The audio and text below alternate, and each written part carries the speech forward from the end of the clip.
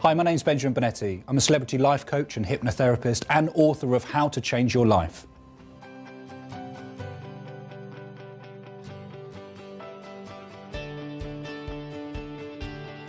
So you're thinking about changing your life. Within my book, How to Change Your Life, we uncover and discuss a number of different ways that you can change your life for the better, change bits of your life that are no longer servicing you in the best possible way. There's 4 stages that we cover. The first stage we cover is clearing out the old. Clearing out the old and making way for the new. The second stage is selecting the right materials. The right materials to ensure that it supports you in the direction that you take. The third aspect is developing the blueprint. Understanding how the structure, how your life is going to look through the use of visualization and hypnosis and a number of other different tools. The fourth aspect is building a legacy. The legacy is one of the most important aspects of any change process whatsoever. You have to have direction. You have to have the understanding of what life is going to look like beyond the change. But first of all, how do you clear out the old you? Well, you've got to identify all of the facts. You've got to look and reflect on the past. You've got to draw out a map of where you've been, the strategies that you've followed up until this point, and work towards changing those things. Only once you identify the problems and the issues within your life and you're completely honest with yourself, it's only at that stage you can start working to change them. So why is change so hard? Well, within the book we give a number of different reasons as to why, but one of the most common reasons that people fail to change is fear. Within my book, How to Change Your Life, we outline a number of different processes that you can follow to create that perfect you, the true you, the you that's going to be with you for the rest of your life. Sure, there's going to be aspects that may be a challenge to you, but the tools are there to support you where needed. You've got the tools. You've cleared out the past. What next? Well, now you start developing and drawing on your blueprint. As soon as you're clear on what you want, you can then start working towards it. Remember, the mind only works towards the specifics that you give it. The more specific you are with your wants, the more specific your mind will be in identifying those aspects of your life that you want. For example, have you ever been driving along a road and thought to yourself how many red cars there are? The next time that you're out driving or perhaps walking in the street, notice consciously the number of red cars there are. The more you do it and the more specific you give your mind tasks, the more it will focus and identify those things that you're concentrating on. So, when drawing your blueprint, you have to be very specific. Specific with the things that you want, specifics with the lifestyle you want to live, and specific with the new you, the true you. So you've created the blueprint. Now what? Well, to me, goals aren't the most important aspects of change. A legacy is. Understanding the bigger picture. Goals can be achieved, and then what? With a legacy, you're working towards something bigger than any goal can give you. Goals come and they go.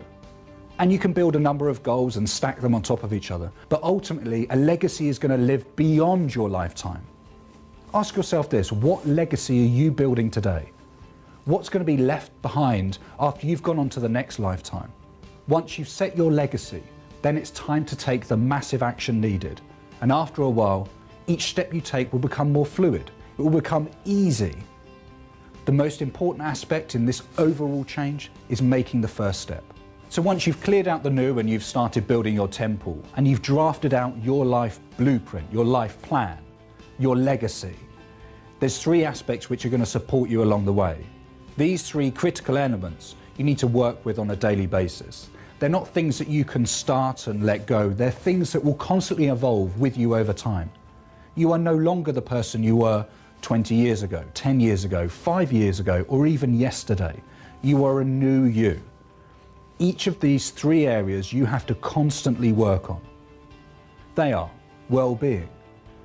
That includes everything from your employment, your social network, your friends, your family, how you feel about you. The other aspect is nutrition. What you put into your body is what you're going to get out. Doesn't your body deserve to have the best nutrients possible?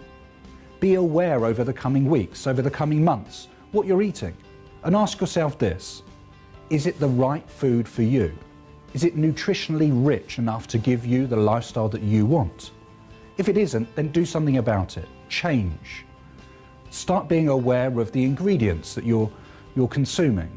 Are you eating pre-packet meals? I have a very simple rule. If I can't pronounce it, then I shouldn't be eating it. Fitness is the other aspect. I'm not talking about spending hours and hours in the gym. I'm just talking about simple exercises, taking the steps as opposed to the escalator. Fitness is important. How you feel on the outside is also how you feel on the inside, and vice versa. If you're happy with what you see in the mirror, then everybody else is going to be happy and you're going to be internally happy. Work on your appearance. If you're carrying a few extra pounds, it doesn't matter. But be aware that how you feel and how you are reflected in the mirror is what other people will sense and feel as a result. So the 3 pillars: well-being, how you feel, your environment that you put yourself in. Are you stressed? Have you been suffering for too long with some old issues? Nutrition. What are you putting into your body? Is it time that you spent a little more effort on perhaps changing your diet? Introducing more vegetables, more fruits, more seeds and nuts, more whole foods. And fitness. How do you feel on the inside? How do you feel about your appearance? Just spend some time thinking about these 3 aspects, because overall they make a huge difference to how you feel. So what's stopping you from changing now? What aspects of your life have you been delaying, procrastinating? Isn't it time that you changed?